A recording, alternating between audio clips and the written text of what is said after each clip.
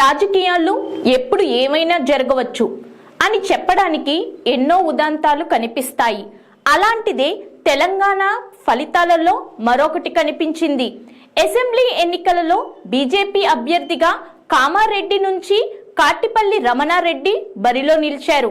ఇది సాధారణంగా జరిగే ప్రక్రియే అనుకుంటే పొరపాటే.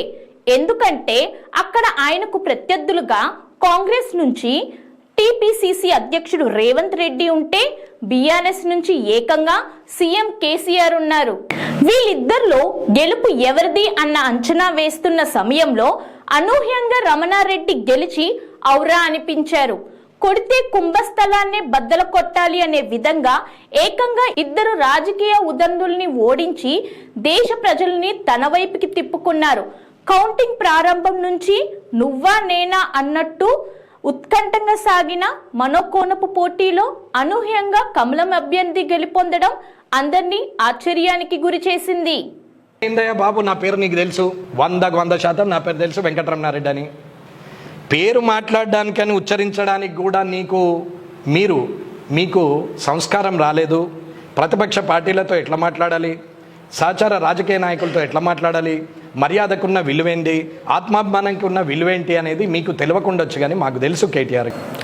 ఆయన ఓడించిన ఇద్దరు అభ్యర్థులు, ఒకరు ముఖ్యమంత్రి అవకాశాలు మెండుగా ఉన్న రేవంత్ రెడ్డి అయితే మరొకరు తాజా మాజీ సీఎం కేసీఆర్.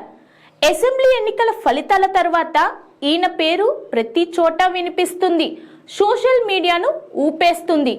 రాష్ట్ర వ్యాప్తంగానే కాకుండా దేశవ్యాప్తంగా దృష్టిని ఆకర్షించి జైంట్ కిల్లర్గా నిలిచారు. ఇప్పుడు ఇదంతా తెలిసిందే కదా అనుకుంటున్నారా? అయితే ఒక వీడియో సోషల్ మీడియాలో వైరల్గా మారింది. అదే కాటిపల్లి చేసిన వ్యాఖ్యలు. మీకు సంస్కారం రాలేదు, ప్రతిపక్ష పార్టీలతో ఎట్లా మాట్లాడాలి, సహచార రాజకీయ నాయకులతో ఎట్లా మాట్లాడాలి, మర్యాదకున్న విలువేంటి, ఆత్మాభిమానానికి ఉన్న విలువేంటి అనేది మీకు తెలియకుండొచ్చు, కానీ మాకు తెలుసు కేటీఆర్ గారు. నా పేరు మీకు తెలుసు. ఏలా నాకు ఒకటి అయిపోయింది, ఎవరో ఉండే అని పక్కకు అడిగితే పక్కకు చెప్పేందుకు అందరిలాగా నా పక్కన పిచ్చోళ్ళు లేరు, మంచోళ్ళే ఉన్నారు నా పక్కన. కానీ నీ పక్కన పిచ్చోళ్ళు ఉన్నారు కాబట్టి నా పేరు చెప్పుంటారు. ఎవరో ఒకరు పర్వాలేదు నాయన, నువ్వు నన్ను గుర్తించుకుంటట్టు నీ తల దిమ్మి తిరిగేటట్టు చేయకపోతే నా పేరు వెంకటరమణారెడ్డి కాదు. నీకు మీ నాయనకు యావత్ జీవితం నేను జ్ఞాపకం ఉంటా. మీరు చచ్చటి రోజు కూడా నన్ను జ్ఞాపకం చేసుకొని చావాల్సిన పరిస్థితికి వస్తుంది. అది తెచ్చే చూపెడతా. ఇది నేను మనస్ఫూర్తిగా నా మీద నాకున్న నమ్మకంతో, కామారెడ్డి ప్రజల మీద ఉన్న నమ్మకంతో చెప్తున్నాం. ఎన్నికల ప్రచారంలో భాగంగా కేటీఆర్ భాజపా అభ్యర్థి పేరు ఏంటి అని పక్కనున్న వాళ్ళని అడిగారంట. ఆయనకు వెంకటరామిరెడ్డి పేరు తెలిసినా కావాలని అవహేళనగా మాట్లాడారు.